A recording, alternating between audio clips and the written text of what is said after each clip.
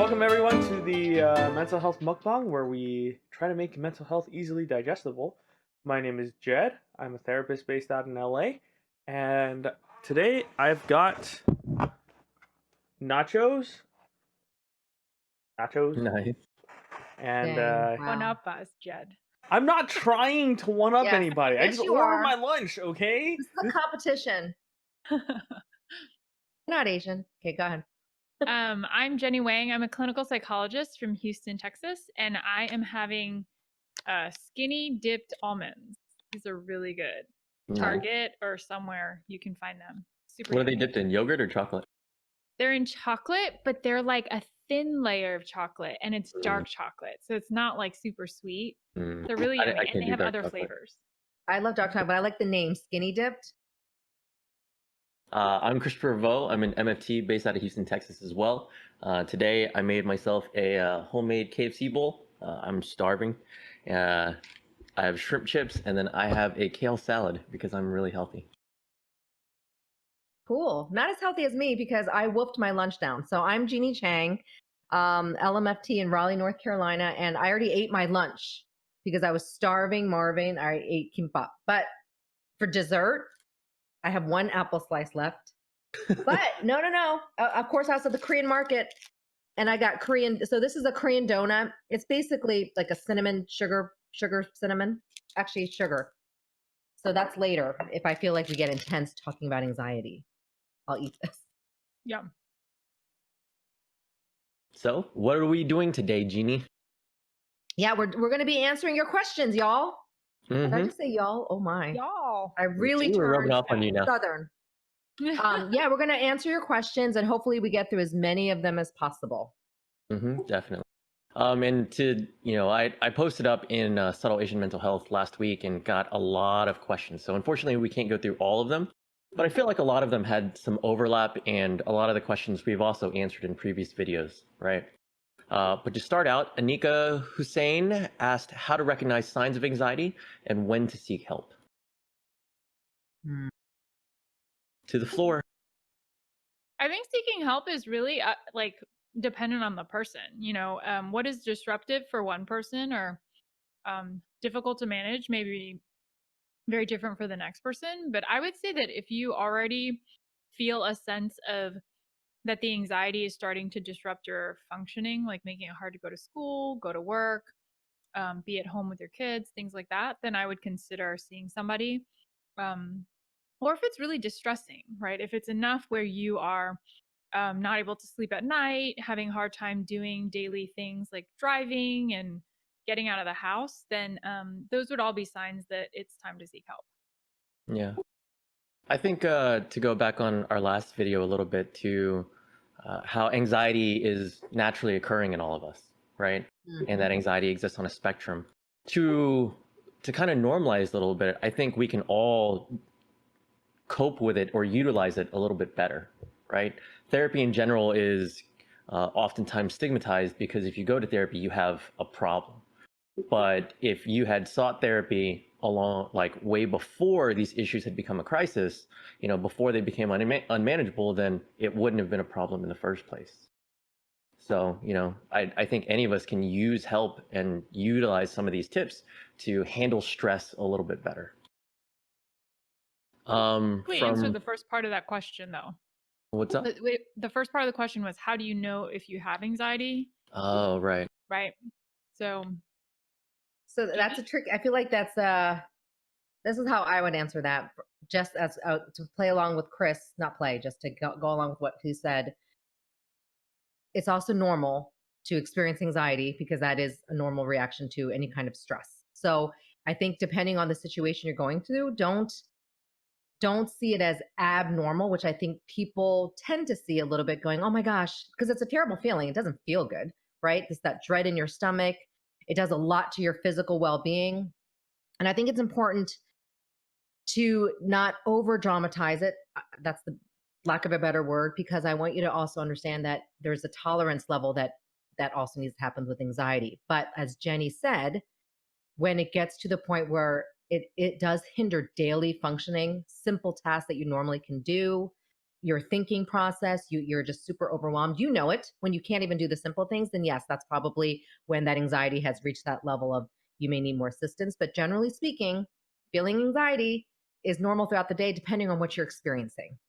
And so Yeah. I just say to folks, sometimes sit with it a little bit and know if it does get out of control, then and that you can't manage it over time. I would say give yourself some time, right? Because on a given day, it might the next day you're like, oh, you know what? That's what it was about. It was because I was stressed out about a phone call that I got, and today I'm good. So I Right. say kind of give that tolerance level. Yeah, I would definitely agree with that. And anxiety exhibits itself in different ways, right? A lot of times people focus on, the extreme symptoms of it when like panic attack, feeling like the world's closing in around you, loss of sense of time, those types of things, right? But anxiety can also be avoidance, right? We talked about imposter syndrome, analysis paralysis, the toolbox fallacy, those different types of things. What are some other ways that anxiety can exhibit itself, whether they be somatic or mental, that people might overlook? I think one of the things that, well, I was just about to bring up avoidance until you said it. I was just like, darn, you took my answer. Um, but one of the things about anxiety, right, is that sometimes it's you start to recognize it when you have this kind of general preoccupation with something. Like if you find yourself thinking about something like over and over again, and it kind of preoccupies a lot of your thoughts, that's usually a sign. It's a sign that points towards the fact that it might be stressing you out, and it might be trying to pull your attention, and that it's causing you some kind of distress because your brain is constantly coming back to it. So it's kind of like, I think one example to borrow from school, right, is that you have that impending feeling of like dread that comes with knowing that there's a test or like a paper due. That's that feeling of anxiety, right? You know it's coming, and you constantly, it comes up and you think about it over and over again. That's usually a sign that you're feeling a little bit of anxiety. So that's another way that it could show up. Um, if we're talking about specifically like avoidance, right? If there's something that you find yourself trying to not do a lot of the times, it's probably because it's causing you stress, and the easiest way for you to deal with it is to just avoid it. Yourself? No, I'm totally kidding. I was gonna say also two things came to mind. I just forgot the first one, but over functioning, just because I tend to do that. I think we talked about this before. Maybe overproductiveness. I'm not saying there's really such thing as that, but when you see yourself overdoing to, I think it's also an avoidant method to not feel. So you do, and that's kind of the side I tend to err on. I'm just going to do all the stuff, and so just not even thinking about it. Then obviously it just can get more distressful, right? Because you're just not tending to your own emotions and not being grounded. So that would be another sign when you know those people when you're around them, you're like, oh my gosh, they're just exuding that anxiety. Another thing I like to say that helps people ground is when you're anxious, you know how you keep on thinking and living in the what ifs. What if I die? Or what if what if I get COVID? What if this happens? And I think that's very common to think that way, but I just tend to say, hey, let's just change that sentence to what is. What is? Like the what is I'm not sick. The what is my son is okay and he's having fun. I'm talking about college. So that's just, I don't know if I really answered that question, but that is something I say because it takes us to the future. Anxiety likes to look at what we can't control, which is a lot, but we can also control a lot as well, which is now in the present moment. So Yeah. what if, switch to what is. Yeah, I really like that, living in the what ifs. Our next question, Rachana Chu. Sorry if I butcher anyone's name. Some nights I can hear my own thoughts when I close my eyes and try to sleep, although I'm physically tired and sleepy. I'd like to know why and how I should deal with that. So to me, it sounds like she's describing intrusive ruminating thoughts when she's really tired or exhausted, right? How do you guys feel about that? What was the first part of the question? She says that some nights she can hear her own thoughts when she closes her eyes and she's trying to sleep, but she's just exhausted. So I'm assuming her thoughts are like keeping her up at night. Mm-hmm, mm-hmm. For me, I kind of envision this as like if you've ever played video games, if you have like a stamina bar, right? It takes a certain amount of energy to do anything, right, throughout the day, and it takes a certain amount of energy to with hold back some of those intrusive thoughts as well. So when you're physically exhausted and you lay down and you're trying to just relax, you don't have the energy to kind of withhold and control some of your thoughts as well. So I would say, honestly, get to sleep earlier, right? Practice some self-care, do some things to shore up some of your mental stamina so they aren't so exhausting to combat. I like that. More sleep begets more sleep. The other thing I was going to say is going back to sorry, when you're not facing your emotions throughout the day and you're just trying to be super busy, you're living on that, you're living off that adrenaline. And then when you go to bed, it kind of just crashes, right? And that's when all of a sudden the things that you were probably not thinking about or choosing not to just hit you all at once because that adrenaline crash. So that might be hit hormonally speaking. And I know that happens to me sometimes at 3 a.m. where I'm like, oh my gosh, and then you start thinking and it's hard to stop. So I would be very much aware how you're doing a simple schedule. Like sleep is, I do prioritize sleep. I think it is, and I said more sleep begets more sleep. So less sleep, I feel like begets less sleep, and that happened with when I had kids. So I feel like it's really important to prioritize it, make sure you're getting the amount of sleep. And if you're super tired, that what happens is you sleep less. That's what I find, over fatigue. That's just my Absolutely. experience. But And When I have finally, I to, would also say like create a safe space to handle some of those thoughts, right? mm, That's your brain trying to process some of the things that you've been trying to avoid, most likely, right? So find a time when you are again, healthy, have that mental stamina, and create that safe space and understand that you don't have to carry those thoughts outside of that safe designated time and space. I Jenny think was, that when it's the nighttime sleep, I often recommend that you keep a notepad next to your bed, because a lot of times you're thinking, oh, I need to do this and this and this tomorrow, and then you're worried that you're going to forget it, and so you're trying to like memorize it. And so sometimes just turning on like a little light, like a reading light, and jotting down some of those concerns, almost in a way of like getting it out of the mind into a physical form, and then knowing that you have it down, you can return to it tomorrow. And then I've also, this is something I haven't recommended a ton, but I've heard of it, is where people like schedule time to worry. Like when I wake up, prescribed worry. Yeah. right? And they like, find a time, like Chris said, where it is a safe space. You're not distracted. You're able to just kind of like sit in that worry a little bit, Yeah. and give it space to breathe. And sometimes then it doesn't have to push through during those kind of uninhibited times of like falling asleep. Yeah. Um, and so giving it some space intentionally Huh. in your day. Here's a thought as a clinician. The reason why you probably haven't prescribed that much is because they're doing it with you in therapy. Because Yeah. that's what a lot of clients do, right? They say, I don't have to deal with this now because I'll handle it Sure. whenever I see, us in the office. What about you, Jed? Anything else? Yeah, It's eating. I kind of want to touch on well, I guess it could be because of a lot of different reasons. It's really hard to say specifically why you're experiencing that, but generally, I'm gonna go with kind of what Chris said. If something is popping into your head at night, it probably means that there's something that hasn't been dealt with during the rest of the day. If you're really physically tired and physically exhausted, it sounds like you're doing a lot of stuff, which doesn't give you a lot of time to process. And a lot of times, your brain finally has that time to say, oh, hey, like this happened and this happened. Like we should probably figure out what to do about it. Um, it's probably in that moment that your brain's like, hey, we have time. Can we like deal with this real quick?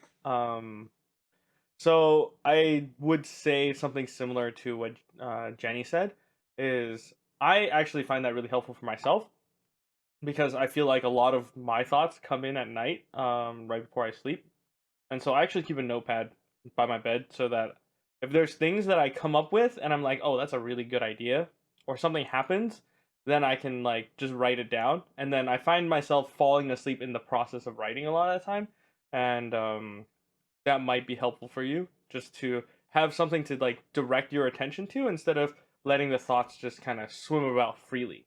Because once you kind of put it down, it's kind of, I guess it's kind of like there's a fly in the room, and putting it and writing down whatever's going in. Like imagine there's a fly in your brain. That's essentially like just taking the fly and then putting it in a jar, or just like capping it and then just like I'll deal with it later or something. Um, and that's kind of the process of uh, writing things down for me before I sleep. No, I like that analogy. Yeah. Mary Catherine Kerr asks how to overcome anxiety about anxiety. I think that's a big one, right? You end up just getting into this feedback loop of being anxious about being anxious, or being worried that you're going to go into another panic attack. Yeah. I was also going to suggest one thing, because I think we all can benefit from this. Instead of just immediately just going to bed, but having that routine, like an hour before you will shut down, meaning no phones, maybe nothing, reading, something to completely relax you. So, so your brain is just slowly going there. And even if you're reading, you may think those thoughts, but you know that you'll go to bed in like 30, 40 minutes. So it gives you time to unwind and have those thoughts before bed, like Jenny was talking about, having those worry times. I do find that progressive muscle relaxation, I know we're not, that's like I find that works when people, before they go to bed, they can lie down and do it and just listen to that music or whatever. And there's so many good um, YouTube demonstrations that I've seen that are actually pretty good, that Yeah. I've recommended to clients that wanted something for bed to really relax them and not hear a voice, but just some instruction of, okay, now squeeze the muscles in your shoulders, or, and it just helped them focus and ground themselves for like 30 minutes. So that could be something that'll work to help you sleep. Mm-hmm. Sleep is so important. It definitely is, and I don't get enough of it. No, I'm exhausted I don't today. admit it. When I don't sleep well, stress level goes higher, So definitely have to prioritize it. Yeah.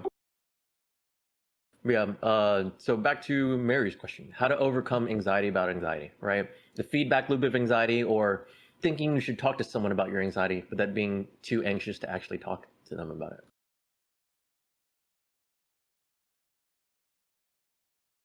I feel like I'm talking. Go ahead. For me, it's for Oh, me, look it's again. I think it's breaking it down into breaking it down to its smallest possible piece, right? Whatever your goal is, try to figure out what your anxiety is telling you, right? So if you're anxious about a project, if you're anxious about talking to someone else, right, then take that goal and imagine it, right? Really visualize exactly what it is you're trying to do, and look at the smallest possible piece. If it's the project, then go all the way into researching, right? Thinking about researching is even a big one, right? That contemplation and pre-contemplation stage. If it's talking to someone else, I'm assuming you have someone in mind, right? And try to think about all the other occasions where you've talked about difficult topics with them, and whether or not they've been welcoming. And even if they haven't been welcoming when you had to bring up a conversation like that, how you could then word or phrase things better, right, in order to get your message across. Hmm. Good. Anyone else? Yeah. I feel I have to like admit, I missed the question. Overcoming anxiety about anxiety. Okay. Oh. Like, I know it's about anxiety, but I didn't hear what he said. um, I think it's also helpful to look at the perspective. I keep saying this, I sound like a broken record, but anxiety is normal, and just thinking, hey, it's normal. Just like Chris said, what am I anxious about? Well, of course I'd be anxious about this, because it's hard having a conflict with somebody. And it's something that I call self stigma. Sometimes we have our own self stigma about what we're experiencing. And I think that that's super important to look at ourselves first about why we have this, because then that just kind of trickles outside externally. So that, I just like using that word. So it kind of saying, hey, uh, this feeling is normal and I'm feeling this way. So it's uncomfortable. Let me think of what I'm going to do about it. Right. Yeah. Instead of trying to take away that feeling completely. And that's what happens. You're like, I don't like this feeling. So let me just do everything I can. And I think that just exacerbates it, because you're almost avoiding. Avoidance is a huge Sure. part of this, Yeah, So, yeah. one way that I've talked about anxiety is like misplaced excitement. So utilize that energy. Again, your anxiety is trying to tell you something like this project's important. This person is important to me. That's why this conversation is a big deal, or this work really matters. But what happens? You end up getting paralyzed by it. And then you end up having to rush. And then the end product isn't what you wanted it to be, right? And that fuels this negative feedback loop.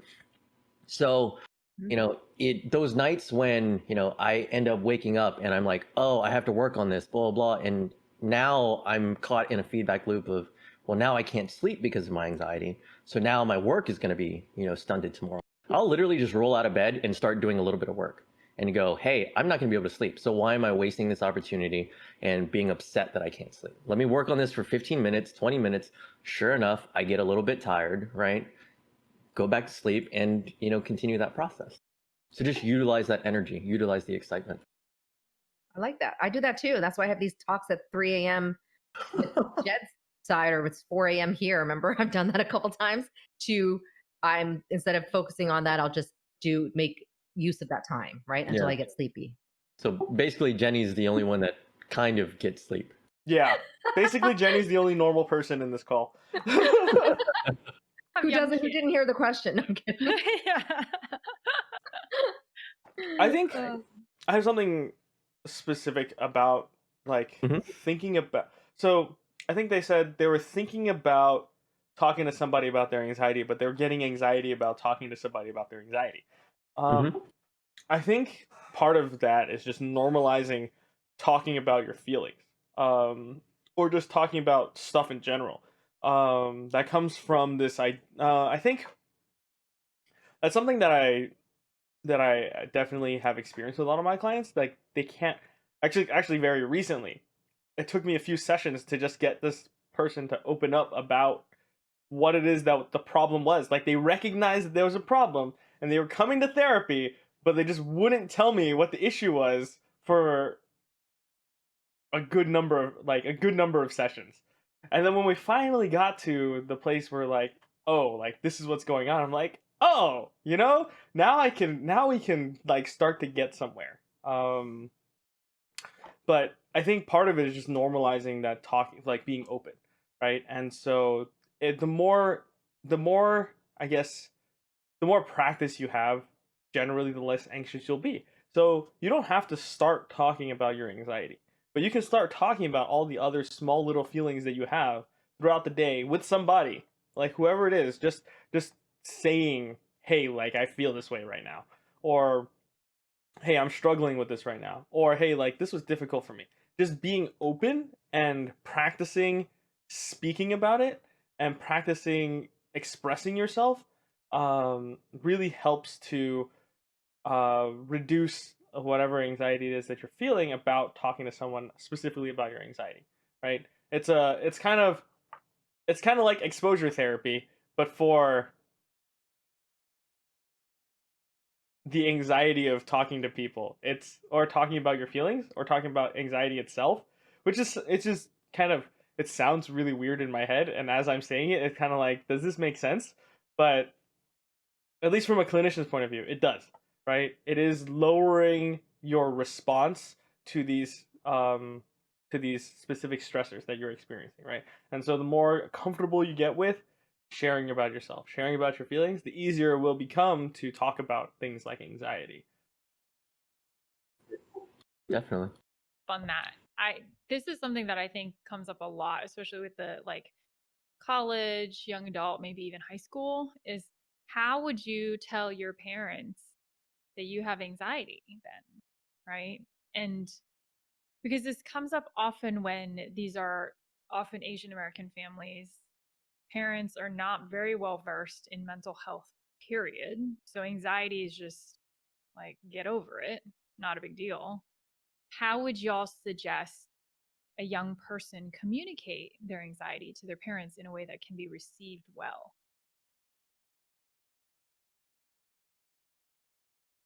That's a really hard one, especially in Asian families, because that is the typical response of just get over it, right?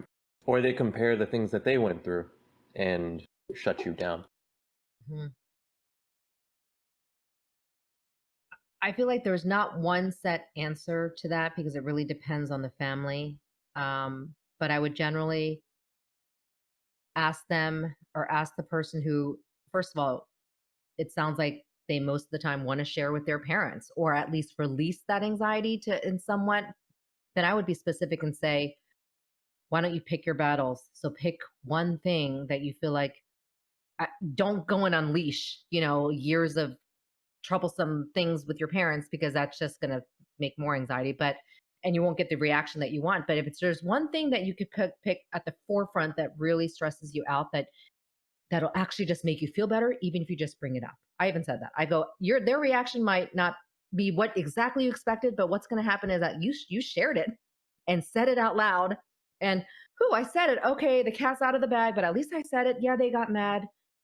So I say that. So I go, start from the beginning, just start it, just sharing one thing. And usually they're saying whatever that is, that it might be one of them. Usually I hear a lot college majors. They want to switch their majors. They're not happy. So I'm like, all right, then start off with what you want to do and then explain why you want to do it instead of saying you don't want to do pre-med. So I say don't go big, have those measurable goals of one thing at a time. And I do think even sharing it, like I said, helps. Yeah. You may not get the reaction you want, but just releasing that is a big part of the anxiety. Definitely. Holding it in is like, oh, I'm just thinking of my own child. Yeah, you hold things in. It's just so not good for you, right? I think you craft the message to the receiver. Oftentimes with my clients, I do a lot of perspective taking, empathy switching. When it comes to crafting an argument, right? Or a conversation. So what is the assumption that your parents are making when you tell them that you're too stressed to do something or anxious, about something like that? I think the assumption is that you're being purposefully avoidant. So trying to let them know, one, see if there's any, stories that they can, from their lives that you can kind of draw on to make that connection, or help them understand that you want to achieve these things. You want to do these things and you are trying to do these things, but you are still being overwhelmed. It's not because of a lack of desire, right? That's, holding you back from these things. Yeah. Or like you said, that example of the switching a major, right? That's a hard one. But, what is it that they're worried about if you do switch majors, right? They're worried that you won't be successful, that you won't have prestige, that you won't make money, et cetera, et cetera. But try to, explain it to them in terms that they would understand. If I continue this and I'm doing poorly in school, I'm not going to make it in any way. So I'm not going to make money anyway, right? I'm not going to achieve any of those things that you want for me, where I have a better chance and opportunity if I go this route. It may not go perfect, but that is the best way, in my opinion. Always try to think about exactly what their argument is and craft your conversation around that. Going one step deeper with that what is their reasoning? Well, I would also say, what are they anxious about that you're experiencing too? So perhaps they're anxious about the fact that they had to suffer. They don't want to see that with you. That also helps you understand going in, yes, I know that they want a better life for me. That's why they're stressed. So what you're getting with a child or a student is usually the parent's anxiety, their own anxiety, right? Yeah. One of the things that I like to talk about a lot with my clients is to identify the core values that the person that you're trying to engage with has, right? For us as Asians, a lot of the time our parents or the core values that they have, right, are like stability, safety, and those are things that they get quote unquote anxious about, right? Whether or not they express it the same way we do, is those are things that preoccupy their minds. These are things that they're concerned about. And so crafting, like Chris said, crafting an argument around those core values. But you need to really identify what those core values are, because I think a lot of times the breakdown happens in not really understanding, because there's a different set of values between you and them. And really being able to develop that understanding and really taking that perspective and trying to understand what it is that makes them do the things that they do helps you to create a better argument. It's kind of like this is one of those reasons, like, this is one of those things that we learn in school that nobody really thinks about has practical applications until somebody really spells it out for us, right? Back in high school, you had to write like persuasive essays. I don't remember if it was like 11th grade or 12th grade or whatever, right? You had to provide a counter argument to your argument, right? It's not just convincing someone of something. You have to be able to take their perspective and argue back and then be able to answer what their questions are. And so this is basically the same thing. When you're having when you're trying to get and engage with somebody who might not be necessarily see things the same way, or not, here's the thing, sometimes they might even see things the same way as you do, but it expresses itself differently. And if you can just recognize that we're trying to say the same thing, we're just saying it differently, then it really helps to make that conversation a lot easier. So like when it comes to presenting something like anxiety to your parents, right? It's something that they can relate to because they experience it as well. You just need to figure out what it is that makes them anxious. And then once you can understand that, you're just like, hey, when you feel blah blah blah about this, that's how I feel about this. All right? And that sometimes will go over well and sometimes won't go over well. But it is an opportunity for them to relate to you. You take their perspective so that they can take your perspective. And I mean, sometimes it's a difficult conversation to have most of the time, but it is a way to try to approach those bigger subjects, right? Say with switching majors.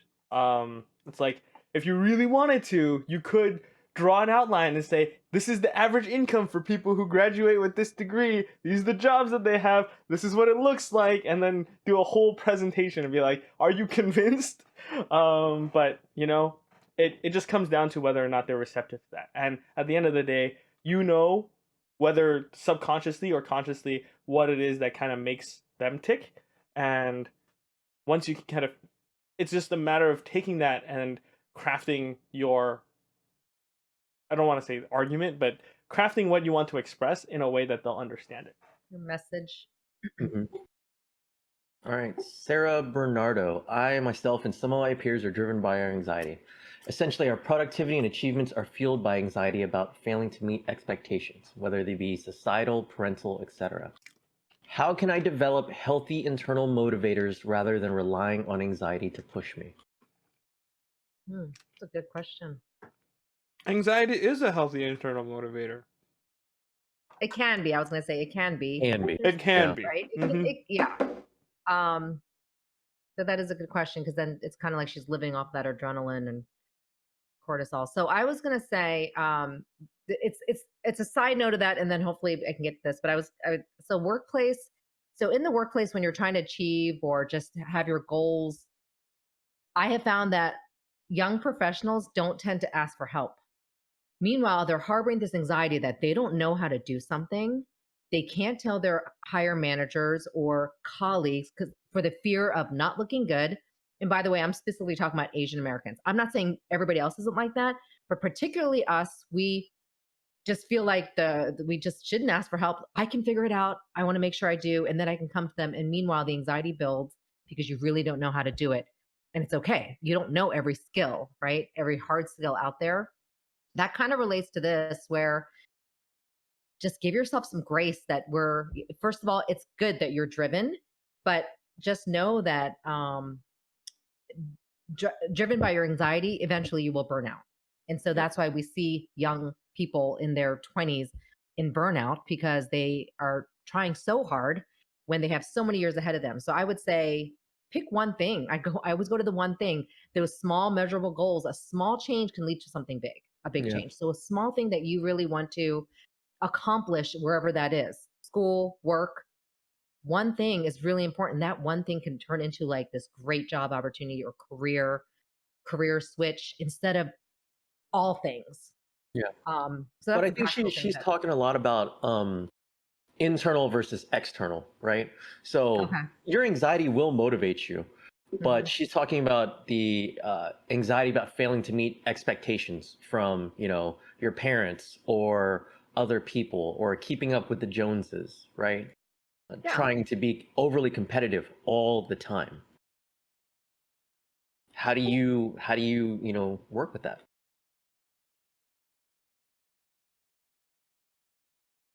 I'm still working with that. Oh, is Jenny trying to say something? And Jenny we is can't hear definitely you. trying Sorry, can you hear me? Now we can.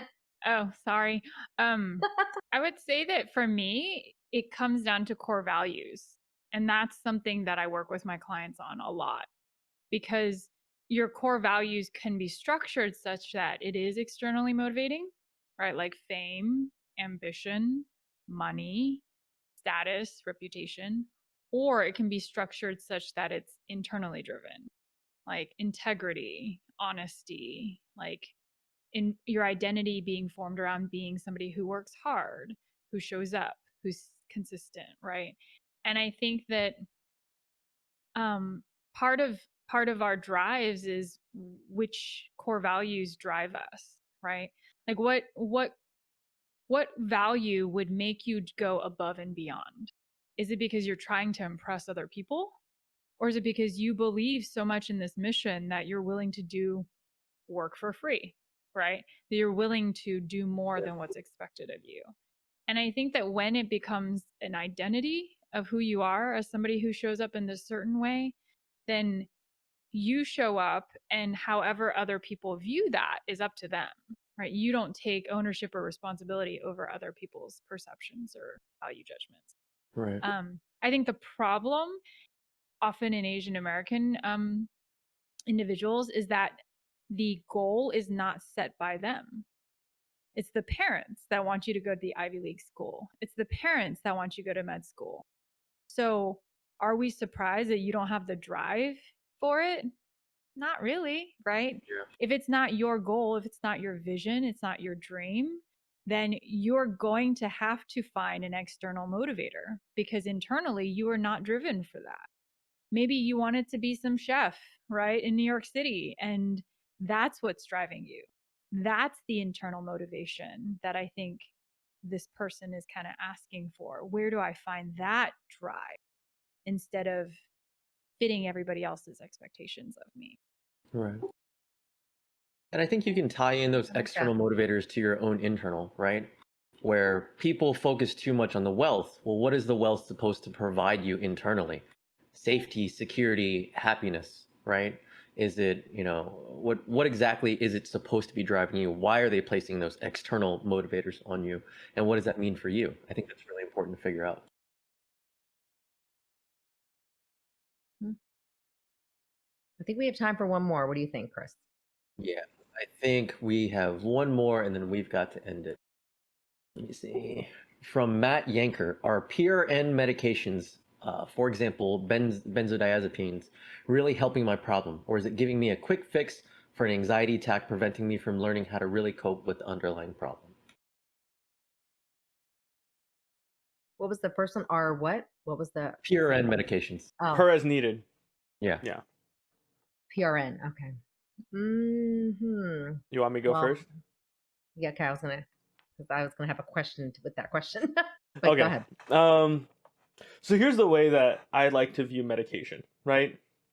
I think that a lot of times in therapy, the purpose of medication is to bring you to a place where you can be stable enough to develop the skills that you need further down the line, right? Because if you're experiencing panic attacks on a daily basis, you're probably more preoccupied trying to figure out how to manage those panic attacks than you are with to getting to the core of whatever it is that's bothering you, right? So the whole idea is that I think with like PRN medication specifically, right, is that you should be having some skills that you can use in conjunction with those medications, because you should be taking the medication and then practicing whatever it is that you have that your therapist is providing you in terms of practical skills to manage so that you can eventually build up to where you can manage without the medication, right?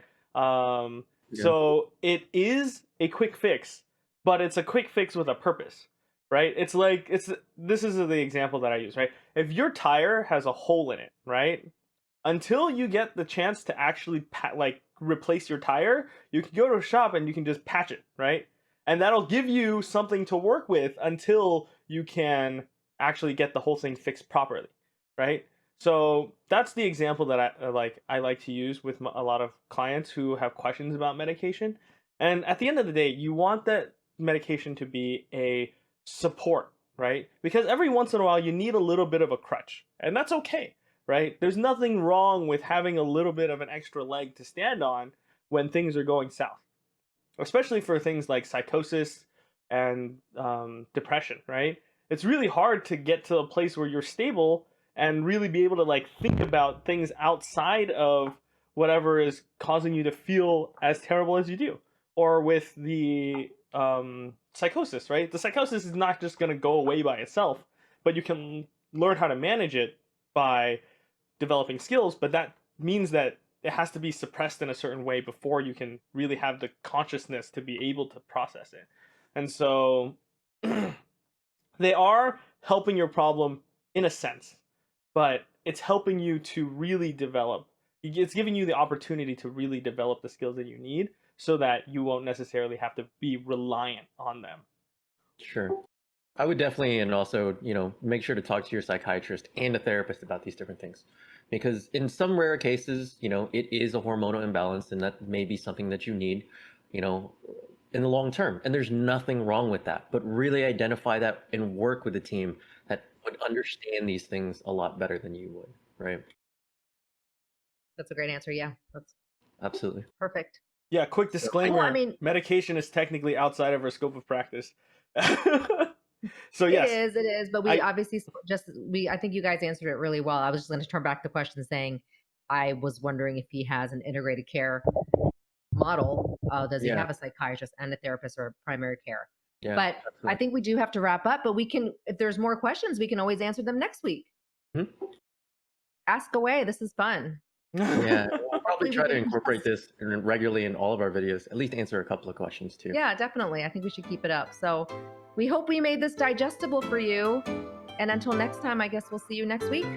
All right. We'll see everyone later. Bye.